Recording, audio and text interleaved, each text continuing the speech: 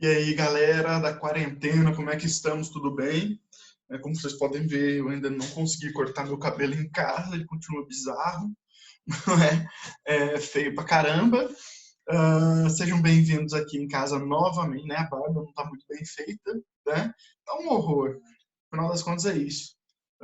Se durar mais uns dias aqui, sem poder sair de casa de jeito nenhum, vocês não vão nem me reconhecer, porque eu vou estar coberto de cabeça aos pés, não é? Bom, novamente, então, sejam bem-vindos aqui em casa e vamos dar continuidade à aula de hoje. Hoje, começando com conteúdo novo, um conteúdo que eu particularmente adoro trabalhar, não é? Em História do Brasil, que é o conteúdo de Segundo Reinado. Vamos, então, ver aqui o que seria o tal do Segundo Reinado. Beleza, meninos? Bom, nossa última aula de História do Brasil, nós falamos a respeito do quê? Né? Vamos lá lembrar. A gente falou do chamado período regencial e do golpe da maioridade. Golpe da maioridade, que é quando o Partido Liberal se organiza e consegue propor uma lei que reduzia a maioridade legal de 18 para 14 anos, permitindo a ascensão de Dom Pedro II ao poder como imperador do Brasil. Tá certo? Então isso começa lá em 1840 com o golpe da maioridade e vai acabar com a proclamação da República em 1889. Esse conteúdo é um conteúdo grande, então nós não vamos esgotar os temas e as discussões ainda hoje, tá certo? Então eu vou fazer um primeiro ponto agora e a gente vai ter mais aulas ainda falando sobre o Segundo Reinado, que é um tema muito importante, é um dos temas mais cobrados no Enem, cai muito e é um tema muito interessante também. Além de cair muito, é um tema muito legal, assim, particularmente. Eu adoro esse período da história. Meu doutorado vai ser nessa área mesmo, estou escrevendo um projeto para isso. Tá certo? Bom, vamos lá então entender o Segundo Reinado. Primeiramente, eu queria chamar a atenção que eu divido o Segundo Reinado para vocês aqui em três fases, em três momentos do Segundo Reinado do Império aqui de Dom Pedro II, certo? O primeiro momento, os primeiros 10 anos, são chamados períodos de consolidação. O que seria a consolidação? Basicamente é um processo duplo aqui, certo? Em que Dom Pedro vai, de um lado, diminuindo o controle, diminuindo os conflitos internos no Brasil, vai acabar com as chamadas rebeliões provinciais, como, por exemplo, a gente viu lá atrás, nós tivemos a Revolução Farroupilha, como nós vemos também ele controlando uma revolução que eu vou explicar mais para frente, que é a Revolução Praieira, não é? E de um lado, e por outro, ele buscando apoio nas oligarquias, né? Quem são essas oligarquias? As oligarquias estaduais, os principais modelos econômicos, as principais elites dos estados, não, das províncias. Estados é só depois da proclamação da República, das províncias, certo? Beleza? Depois, isso de 1840 a 1850. Depois nós temos um segundo período, a chamada conciliação. E o que é o período da conciliação? É um momento que, sem dúvida nenhuma, é o auge do império, tá? É o auge do poder concentrado nas mãos do próprio imperador, é o auge do poder econômico do Brasil no império, sobretudo da economia cafeeira. A gente vai falar muito sobre isso hoje ainda, essa aula já vamos falar sobre café, certo? Então seria o auge, efetivamente, do governo de Dom Pedro, beleza? Tranquilo até aí, meninos? Bom, mas também é um momento em que, por isso conciliação, em que Dom Pedro consegue manipular os dois grupos fundamentais ali, não é? Os dois partidos fundamentais, o Partido Liberal e o Partido Conservador, e colocá-los meio que sob suas asas, controlando todo o jogo político brasileiro, totalmente centralizado nas mãos de Dom Pedro II. Beleza? A partir de 1870, a gente vai ter o período que a gente chama de crise, uma crise longa, que quase 20 anos, né? Essa crise longa, ela vai se dar a partir do momento que nós temos a formação dos partidos republicanos, sobretudo o Partido Republicano Paulista, e aí um conjunto de reveses, de perdas, de caos mesmo, político, econômico, social. A questão racial vai ser muito importante aqui, a gente vai discutir isso também. E isso vai levar à crise do Império e à proclamação da República. Beleza? Então nós vamos ver esses três períodos. Começando aqui, basicamente, para entender como é que se dá essa afirmação do jogo político dentro do Segundo Reinado, dentro do Império de Dom Pedro II. Dom Pedro ali, né, já em 1873, já é um homem mais velho, não é em 1840 quando sobe ao poder, certo? Aqui representado numa tela de Pedro Américo. Bom, representado inclusive como um monarca absolutista, que de fato era, apesar da gente ter um governo que é parlamentarista, chamado parlamentarismo às avessas, né? Bom, e aí, claro, você já sabe, eu já dei esse conteúdo, qualquer coisa, volta lá, dá uma olhadinha nesse conteúdo, tira suas dúvidas de qualquer conteúdo que tenha ficado, beleza? Pois bem, vamos lá. O que acontece? É um momento, né, aqui, em que o Dom Pedro vai concentrar os poderes em suas mãos. Eu já disse isso antes, já disse agorinha, que é justamente no segundo reinado, nessa primeira fase, que Dom Pedro vai consolidar o poder nas suas mãos. Como é que ele vai fazer isso? Primeiro, rebatendo toda e qualquer revolta regencial. Rebatendo as revoltas já dentro do segundo reinado como revolução praeira. Vai controlar tudo. Segunda coisa, ele vai restabelecer o seu órgão máximo do executivo, que é o chamado Conselho de Estado. O que é o Conselho de Estado? É um conjunto de conselheiros indicados de maneira vitalícia, diretamente por ele, que iam ajudar a governar o executivo, certo? Terceiro elemento fundamental, ele retoma o poder moderador. E aí, essa prática é fundamental. Quando Dom Pedro retoma o poder moderador, o que ele está querendo dizer? Olha, novamente eu governo em tudo. Eu estabeleço todo o poder em todos os aspectos da vida, influencio nos três poderes, inclusive podendo dissolver a Câmara quando necessário e convocar novas eleições, o que vai ser uma marca muito importante do seu governo. Sempre que Dom Pedro se sentir ameaçado por algum grupo político, alguma coisa, o que ele faz?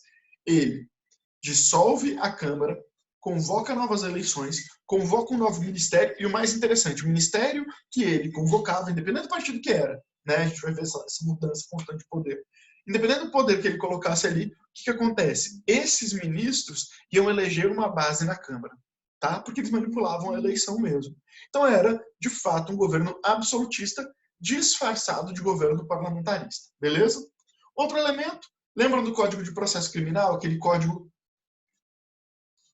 que criava os juízes de Câmara, que criava os juízes de paz, lá nas províncias, esses caras eram autônomos para aplicar a lei, etc. Então, acabou. Agora, os chefes de polícia e os delegados e subdelegados, que são dois cargos novos, ou seja, aqueles que controlam todo o processo criminal nas províncias, esses caras passam a ser indicados diretamente pelo imperador, controlando, assim, a aplicação da lei nas províncias. Agora, os governos provinciais, que em tese tinham uma certa autonomia, na lei estava escrito isso, na prática não tinha, porque quem aplicava a lei eram os indicados do próprio imperador. Beleza? Tranquilo até aí, meninos? Continuando, vamos lá. Esse daqui é um ponto importante e vai ser fundamental para a gente entender lá na frente a República. Algumas reformas na chamada Guarda Nacional. Lembrando, o que foi a Guarda Nacional? Foi aquele exército popular criado ainda nos tempos da regência, do período regencial, em que basicamente o que se tinha, não é? Tinha o objetivo ali de dar poder para as elites provinciais, dando aos homens mais ricos o título de coronel, para que esses caras garantissem, durante o período regencial, a obediência da lei naquela região e impedissem qualquer revolta do exército. Lembra que o exército ainda era fiel ao Dom Pedro I, então era com medo, né, de qualquer conflito ali, criou-se essa Guarda Nacional. Essa Guarda Nacional vai ganhar mais força no segundo reinado, reforçando-se ainda mais o caráter censitário que sempre teve. O que é caráter censitário? Você só conseguia alcançar postos mais altos se você tivesse uma grande renda. Ou seja, o poder militar, o poder da força, da violência, que é legítima apenas para o Estado, ele passa a estar concentrado nas mãos dos mais ricos. E a partir do momento que isso ocorre, esses caras eles vão conseguir garantir, inclusive, a manutenção das estruturas econômicas e sociais nas províncias. Segunda coisa, ela estava proibida de qualquer conflito externo. Ela só podia manter a ordem nacional, a ordem dentro do Brasil. E isso vai dar, inclusive, poder para que esses próprios coronéis da Guarda Nacional pudessem, usando o desculpa que quisessem, combater violentamente, reagir de maneira a massacrar seus inimigos políticos, suas desavenças locais e etc. E esses grupos eles eram escolhidos pelo executivo. executivo que estava diretamente submetido ao poder moderador, ou seja, ao próprio imperador. Beleza? Bom, mas a característica mais interessante aqui é que o Dom Pedro ele vai usar da seguinte forma. Nós vamos ter dois partidos, eu vou falar daqui a pouco deles, não é? Que são o Partido Conservador e o Partido Liberal. Dois partidos agora sim oficialmente organizados, etc. O que Dom Pedro vai fazer? Ele não se identifica com nenhum desses dois partidos, né? E na verdade ele manipula esses dois partidos ao seu bel prazer. Por exemplo, quem coloca Dom Pedro no poder dando golpe da maioridade? Partido Liberal. Então ele vai lá e quando ele sobe ao poder ele monta um ministério liberal, coloca um monte de liberal no Conselho de Estado e esse ministério vai ser o responsável por chamar as eleições para a Câmara. E aí controla a eleição e a maioria da Câmara vão ser deputados liberais. Beleza. Então os liberais estão no poder junto com Dom Pedro, certo? Beleza. Até o momento em que os liberais começam a se destacar demais e começam a querer barrar o poder do imperador ou criticar o imperador ou ameaçar o poder do imperador. O que o imperador faz? Demite o seu ministério, coloca um ministério conservador. Esse ministério conservador convoca uma nova eleição, fecha a Câmara, convoca uma nova eleição. Essa eleição elege um monte de deputado conservador, ou seja, agora quem está no poder são os conservadores ao lado de Dom Pedro. Aí beleza, os conservadores ganham poder, né? Ameaçou o poder de Dom Pedro? Ele troca o ministério e toda a estrutura novamente. E aí, numa política pendular mesmo, assim, ora o imperador é apoiado e apoia os liberais, ora os conservadores, liberais, conservadores. E por isso essa lógica de uma política pendular, porque ele vai substituindo, não de acordo com princípios efetivamente políticos, mas de acordo com seus interesses imediatos. Ok, até aí, meninos? Tranquilo? Vamos para frente. Bom, os partidos políticos no Império. Vamos lá. Nós vamos ter dois partidos, como eu disse, né? Conservador e liberal. Formalmente, esses partidos são formados em 1842. Ou seja, logo que Dom Pedro sobe ao poder, começa a se formar uma estrutura política nova para se contrapor ao jogo político que havia entre liberais e conservadores lá na regência. Essa estrutura, ela é de fato um partido organizado, porque tem agora um padrão, uma carta, um modelo a ser seguido, e as pessoas se inscreviam, participavam mesmo da vida política, como nos partidos hoje em dia, certo? Diferente, por exemplo, dos períodos anteriores que a gente foi vendo aqui na história do Brasil, né? Que esses partidos eles eram muito mais um conjunto de gente que pensava parecido do que você ter um partido formal, ok?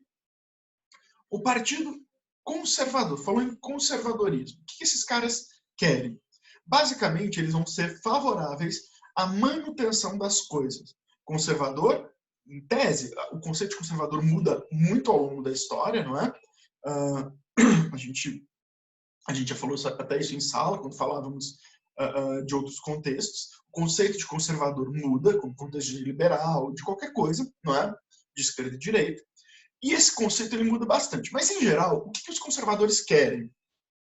Em geral, eles elegem temas que são, para eles, temas essenciais, e esses temas eles não podem ser modificados. Ser conservador, portanto, é escolher que alguns elementos não podem ser modificados. Existem chamados conservadores no campo da política, existem conservadores no campo das práticas sociais, das práticas econômicas e, inclusive, nas práticas dos costumes, do direito privado e etc. Beleza? Mas, em geral, o que esses caras estão pensando aqui? Ser conservador aqui significa basicamente três coisas, tá? Primeiro, o desejo intenso de manter a situação econômica e social inalterada. Ou seja, manter uma estrutura oligárquica em que as principais famílias e os homens mais ricos das províncias continuassem no poder dessas províncias. Primeira coisa é essa. E aí, lembrando, né? Quem são esses homens mais ricos? E a gente chega no segundo ponto. Esses homens mais ricos geralmente são os latifundiários, os grandes proprietários de terra ou os grandes comerciantes. Sobretudo comerciante de quê? Quem é que faz o comércio internacional no Brasil? O traficante de escravo. Então, basicamente, você garante que essa estrutura oligárquica ela mantenha duas estruturas econômicas fundamentais no Brasil. A primeira delas, o latifúndio, então eles não são favoráveis à industrialização, modernização da economia, etc. E segundo, a manutenção da escravatura, a manutenção da escravidão, porque isso garantia também o poder dos comerciantes de escravos. Entenderam? Então, ó, falei que são 3 características, nós já falamos 2. A primeira delas, estou indo bem devagarzinho para a gente ficar bem claro, manutenção das estruturas oligárquicas, ou seja, quem já tem poder nas províncias continua com poder. E quem são esses caras? Latifundiários e traficantes. Portanto, segunda proposta é não alterar a estrutura econômica, manter os latifúndios e sistema de plantation normal e manter o tráfico negreiro. Agora, a terceira e última característica do Partido Conservador é que esse partido ele buscava, na figura de Dom Pedro, uma forma de articular o seu poder. Então, basicamente, o que nós temos aqui é uma estrutura que garante o poder e a articulação do poder em torno da figura de Dom Pedro. Tá certo? Esses indivíduos, eles buscavam dar muito poder para Dom Pedro, para que Dom Pedro mantivesse essa estrutura praticamente inalterada. Quem são esses indivíduos? Burocratas, indivíduos que participavam da estrutura política e organizacional do Estado, certo? Burocracia é isso, é que organiza, né? Burô é de escritório, é que organiza a vida escriturária do Estado, certo? De um lado. E do outro, nós temos também esses indivíduos que eu falei. Os grandes comerciantes, que eu estou falando é o quê? Grande comerciante, pode puxar uma setinha aí e anotar, se você estiver anotando. Grande comerciante significa o quê? Traficante de escravos, tá certo? A gente já falou sobre tráfico. E também os chamados latifundiários. Sobretudo, os grandes produtores de café, algodão, açúcar, etc. Beleza? São mais expressivos em quais regiões? Rio de Janeiro, onde nós temos grandes produtores de café. Pernambuco, Bahia, onde nós temos grandes produtores de açúcar. Tá certo? Beleza? Suave. Olha só. Depois eu volto aqui nesse texto que eu queria ler esse trecho do texto com vocês, tá certo? Vamos falar um pouco dos liberais. Já os liberais, conservador é uma palavra que significa um monte de coisa, liberal significa muito mais, né? A palavra liberal começa a ser usada na política, de fato, lá no século XVIII, e se a gente for pensar assim, a cada 20 anos, 30 anos, no máximo, a cada 50 anos, a palavra liberal significa uma coisa completamente diferente da outra. Ela vai mudando constantemente. Mas nesse caso, o que esses caras são? Esses liberais. Isso é muito doido. Porque eles têm uma coisa muito parecida com os conservadores. Eles têm um elemento em comum muito próximo ali, que é o quê?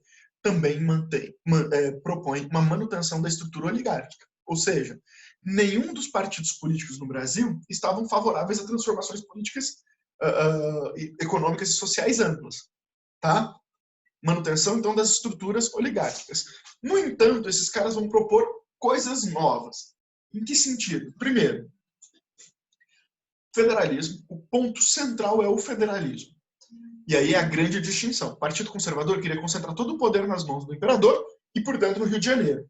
Já o Partido Liberal, eles vão propor o quê? Que as províncias tenham mais autonomia, que elas possam criar leis, que elas possam se organizar internamente, que elas possam escolher o funcionamento, a aplicação de recursos, algumas cobrança de impostos e etc. Então, o federalismo é isso, autonomia provincial.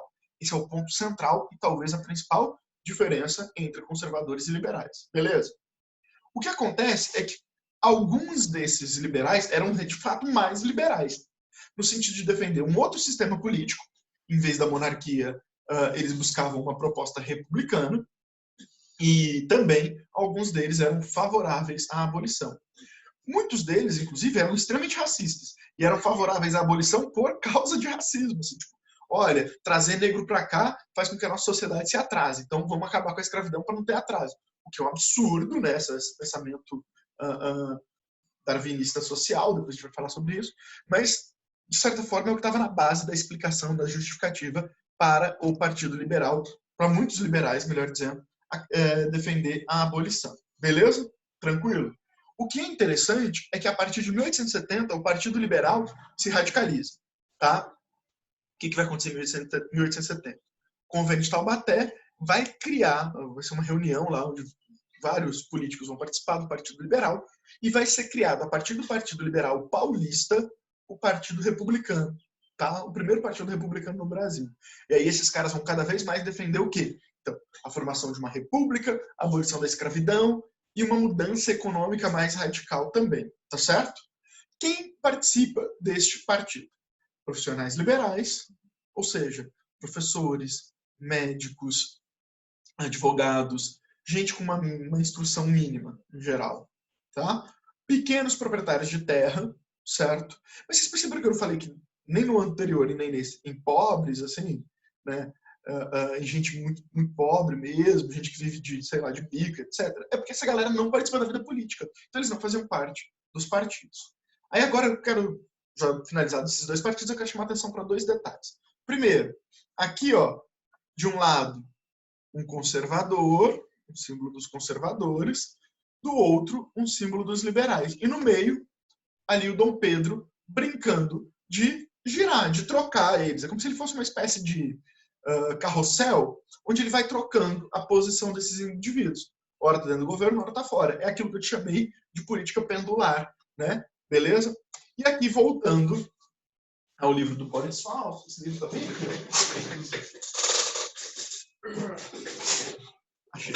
Este livro é um livro bem interessante, tá? É um livro já, digamos, clássico, vamos dizer que ele já está um pouquinho velho, né? É um livro, se não me engano, de 90 e poucos, mas é um livro interessante. Se vocês quiserem aprofundar a história do Brasil, eu indico começar por esse. É um livro bem didático, bem simples, né? Esse é o do Carlos Guilherme Mota. Depois eu mostro em outra aula do Carlos Guilherme Mota. Não tá que fácil, não. Esse livro. Então, eu tirei um trecho para pensar aqui essa questão dessas alternâncias de poder e desses dois grupos políticos que vocês vão ver que não são tão diferentes assim. Olha só. Ficou célebre uma frase atribuída ao político pernambucano Holanda Cavalcante. Nada se assemelha mais a um Saquarema do que um Luzia no poder. Saquarema, nos primeiros anos do Segundo Império, era o apelido dos conservadores, então Saquaremas. Derivava do município fluminense de Saquarema, onde os principais chefes do partido possuíam terras e se notabilizavam pelos desmandos eleitorais. Beleza? Luzia era o apelido dos liberais em uma alusão à Vila de Santa Luzia, em Minas Gerais, onde ocorreu a maior derrota destes no curso da Revolução de 1842. A ideia de indiferenciação dos partidos parecia também confirmar-se pelo fato de ser frequente a passagem de políticos de um campo para o outro. Ou seja, em tese existem muitas diferenças, mas ambos defendem a estrutura oligárquica de poder. Então esse ponto central permitia que Saquaremas, conservadores, e Luzias, na verdade, fossem muitas vezes indiferenciáveis, né? E acabava que os caras acabavam mudando de partido um para o outro, inclusive, por quê? Porque, vamos supor, eu sou um liberal e são os liberais que estão no poder. Aí o imperador vai lá, bota abaixo esses liberais e chama os conservadores para o poder de novo. O que eu faço? Mudo de partido para estar no poder de novo. Sacaram? Isso é muito comum na história do Brasil, infelizmente. Beleza? Tranquilo até aí, meninos? De boa? Lembrando, qualquer dúvida, né, fazendo essa ressalva, qualquer dúvida, vocês podem me procurar. Eu estou completamente disponível para tirar dúvidas. Seja por e-mail, seja nas redes sociais, seja nos grupos de WhatsApp, seja onde for. Eu estou aqui para ajudar vocês, para que vocês não fiquem com dúvida. Esse é o meu interesse maior, tá? Segundo, lembrando, sempre tem uma listinha e uns slides disponíveis lá para vocês pegarem, vocês já sabem. Beleza? Então, fique à vontade. Participa, analisa, pensa, pausa a aula se for preciso, porque a gente tem um monte de informação aqui. Beleza? Mas eu acho que até agora está muito simples, né? Vamos embora para frente. Bora lá. Bom, e aí, para a gente já ir chegando no fim, vamos entender um pouco o que foi a chamada Revolução Praieira. Meninos, o que foi a Revolução Praieira? A Revolução Praieira foi a grande revolução do Segundo Reinado, a primeira grande revolução ali do Segundo Reinado. Inclusive, vai ser responsável por consolidar a vitória do Dom Pedro II sobre a Revolução Praieira, consolida ele no poder. A gente vai entender isso. Bom, mas para entender esse processo, eu tenho que chamar a atenção primeiro para as motivações. Por que rolou essa revolução lá em Pernambuco? Pernambuco, como sempre, né? Os caras são revoltados pra caramba. Né? A história de Pernambuco é uma história de revoltas, é uma história bonita. Pernambuco é um estado do caramba. Musicalmente falando, inclusive. Bom, continuando. Olha só. Primeira coisa, influência da Primavera dos Povos. O que foi a Primavera dos Povos? Foi um conjunto de revoluções liberais que surgiram na França em 1848, mesmo ano de início da Revolução Praieira. Essa Primavera dos Povos, ela visava colocar o povo, o trabalhador, no poder. É a primeira revolução que, para além de ter princípios liberais, tem princípios já socialistas, com uma ressalva importante. Que tipo de socialismo é esse? Não é o socialismo científico marxista, que vocês vão ver lá nas aulas de sociologia, não é isso. É o chamado socialismo utópico. O que é o socialismo utópico? É uma outra vertente do socialismo que recebeu esse nome ruim, né? uma pecha, uma zoeira que o Engels, lá um dos pais do socialismo científico, vai dar, socialismo utópico, porque acreditava que esses caras eles eram ingênuos, digamos assim. Porque o socialismo utópico, ele propunha, não é, uma reforma do capitalismo. Enquanto o socialismo científico propõe uma revolução para levar a longo prazo ao fim total do capitalismo, o socialismo utópico queria criar um capitalismo mais justo. Então, mudar alguns detalhes dentro do capitalismo para que o capitalismo ficasse menos cruel, menos exploratório, menos violento. Beleza? Até aí. Tranquilo? Por que a gente pode falar que aqui tem influência do socialismo utópico, mas não do socialismo científico marxista? Porque o ano de 1848 é o ano em que o Marx vai publicar o Manifesto do Partido Comunista. Lá na Inglaterra. Só depois essas ideias vão chegar na França. Da França, elas chegam em Portugal e no Brasil. Então, demora muito tempo. Então, obviamente, não vai ser no mesmo ano que vai chegar essas ideias aqui. Então, as ideias são... Essa revolução é feita inspirada, de um lado, pela Primavera dos Povos, essa primeira vez que os trabalhadores chegam ao poder na França, e pelo socialismo utópico, esse socialismo reformista. Beleza? Segunda coisa importantíssima. Essa revolução ela também vai ser marcada por uma grande revolta com o centralismo político. Lembra que eu falei até agora de oligarquias? Então, tinha uma oligarquia em Pernambuco, a dos Cavalcante, que praticamente monopolizava todo o jogo político ali em Pernambuco. E todo o resto, não importa quem fosse, não importa a formação, não importa nada, não conseguia participar da vida política pernambucana, certo? E é por isso mesmo que esses caras vão se revoltar. Perceba como isso fica claro, inclusive, nessa trovinha da época que diz aí, ó, quem viver em Pernambuco não há de estar enganado, que há ou de ser cavalcante ou há de ser cavalgado, né? Se você está em Pernambuco, ou você é cavalcante, que é a família, ou é cavalgado, ou seja, eles montavam em cima da galera, certo? Bizarro, mas é interessante. Terceira coisa, também uma xenofobia importante aqui. Os comerciantes portugueses controlavam boa parte dos produtos industrializados que vinham da Europa e rivalizavam com os comerciantes propriamente pernambucanos de escravizados. Então havia um conflito de interesses entre os comerciantes locais, a população local, que esses produtos que vinham da Europa vinham sempre muito caros, e os comerciantes portugueses. Então também tinha esse desejo de expulsar essa galera dali. Lembra que Dom Pedro ele dava um certo apoio à presença portuguesa no Brasil, afinal era o reino do seu pai, que tinha sido do seu pai, da sua família original e etc. E justamente por isso vai surgir ali na Rua da Praia, daí o nome, um partido chamado Partido da Praia, que era um partido de oposição aos Cavalcante e ao próprio Dom Pedro II. E é a partir desse partido que as coisas vão começar a se organizar para uma revolta. Beleza? Bom, então os caras já começavam ali no Partido da Praia a criticar, a estabelecer um conjunto de propostas políticas opostas a que eram colocadas em prática pelo governo. Beleza? Tranquilo. Bom, lembra que eu falei da política pendular?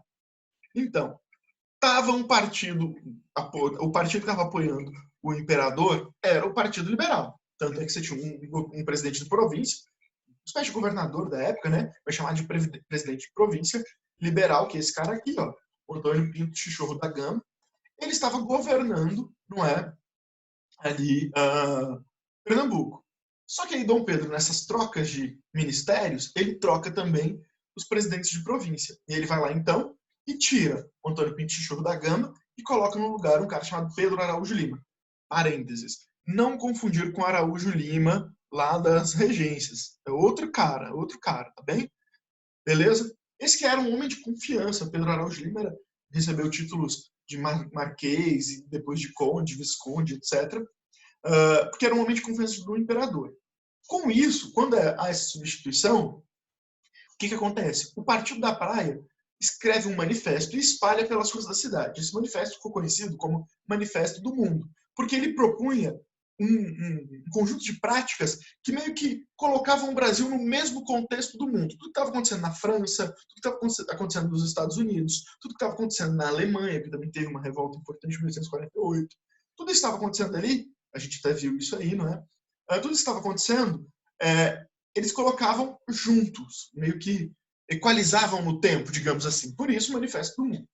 Primeira proposta do Manifesto do Mundo, sufrágio universal, ou seja, todos votam. Lembrando, eu não coloquei aqui, mas é um sufrágio universal masculino. A mulher ainda nem era sequer considerada, beleza? Ou seja, sufrágio universal masculino, todos os homens, independente da renda, independente da alfabetização ou não, tinham o direito de votar. Segunda coisa, liberdade de imprensa. Tá? A imprensa era ainda diretamente controlada pelo poder moderador, tá certo? Os caras controlavam fudidamente ali a imprensa. Terceira característica, o federalismo, autonomia para a província. Isso é sempre uma pauta de Pernambuco. Eles querem cada vez mais autonomia. Quarto elemento, o fim do poder moderador, para que você tivesse de fato uma monarquia liberal e não esse parlamentarismo às avessas, tá certo? E também a nacionalização do comércio varejista. Lembra que eles odiavam os portugueses aqui, né? Tá certo? Então agora só brasileiro pode vender. Eles chegam a tomar o poder, ficam no poder, expandem sua revolução para o interior do sertão, mas a reação do imperador é extremamente violenta, derrotando, prendendo esses revoltosos todos, alguns deles, inclusive, sendo mortos a mando do próprio imperador. O que isso tem de consequência, que é fundamental e interessante para nós, é o seguinte, é que, com o fim da Revolução Praieira, nós temos, de fato, a consolidação do Império em 1850. Olha lá, opa, apertei o botão errado. Olha lá, o que a gente vai ver aqui, ó, as fases. A consolidação, então, vai desde subindo ao poder até 1850, quando nós temos, como eu chamei a atenção para vocês, o processo da Revolução Praieira. E aí a gente consolida o governo de Dom Pedro II. Bom, meninos, a gente vai acabando por aqui essa aula. Na próxima, né, eu vou dar continuidade ao projeto da gente tentar entender o que é o Segundo Reinado, quando nós chegaremos ali no auge com a economia cafeeira. Inclusive, próxima aula eu vou falar exatamente de café, é onde a gente volta. Beleza, galera? Tranquilo, um abraço, um beijo, boa semana para vocês, tamo junto. Qualquer coisa, me procurem a qualquer momento. Falou!